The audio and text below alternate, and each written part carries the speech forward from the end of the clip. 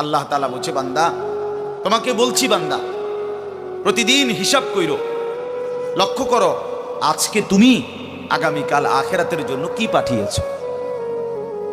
ধরে নাও আজ তোমার মৃত্যু, তো এরপরে পৃথিবী থাকলে থাকতো আর কি, আমি তো আর নাই। আমি মরে গেলে ভাইয়া পৃথিবী মনে করো আরো অনেক দিন থাকছে, পৃথিবী ধ্বংস হয় নাই, বুঝলাম কিয়ামত আরো 100 কোটি বছর পরেই হোক না, কিন্তু আমি তো আর নাই, আমার হায়াত তো শেষ, আমি তো আর পৃথিবীতে ফিরবো না। তাই এরপরে পৃথিবীর সবাই যদি চাঁদের দেশেও চলে যায় আমার কি লাভ? এরপরে মানুষ সব যদি স্বর্ণের বাড়িতেও থাকে আমার কি ফায়দা? আমার ফায়দাটা কি ভাই?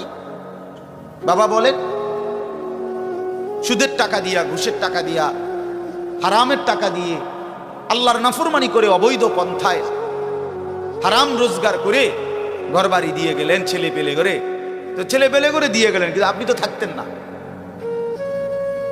আপনি তো খুব অল্প সময়ের ব্যবধানে কবরে চলে যাবেন। তো সেই কবরে কেমনে থাকবেন? তো নিজের ঘরকে অরক্ষিত করে, নিজের ঘরে ডাকাত রাইখা আপনি বুঝি আরেকজনের ঘর বাঁচাইতে গেলেন। আপনার ঘরের আগুন লাগছে, আপনি বুঝি আপনার ঘর নিভাইবেন না। এই বোকামি আমাদের বয়স্ক লোকরা করে।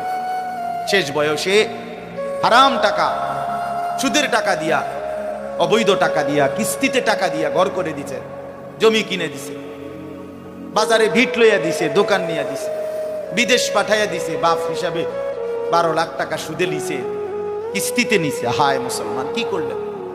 ওই বিদেশ যাইতে যাইতে যদি আপনি মরে যান, এরপরে এই টাকা, এই হারামের টাকা দিয়ে আপনার কবর কি হবে?